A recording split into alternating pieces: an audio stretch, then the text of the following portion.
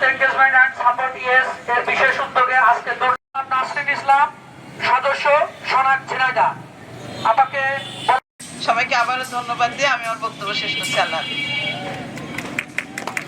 এ পর্যায়ে আমাদের মাঝে বক্তব্য রাখবেন জনাব NM শাহজালাল স্যার।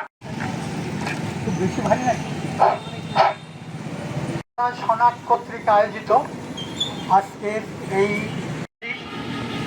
এই উদ্বোধনী শুভক্ষণে আমাদের টিআইবির এরিয়া কোঅর্ডিনেটর অন্যান্য সদস্য সাইকেল র্যালি অনুষ্ঠিত হচ্ছে।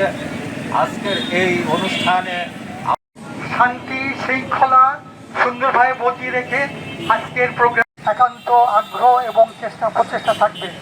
আমি আশা করব 20 সাল থেকে টিআইবি বাংলাদেশে দুর্নীতি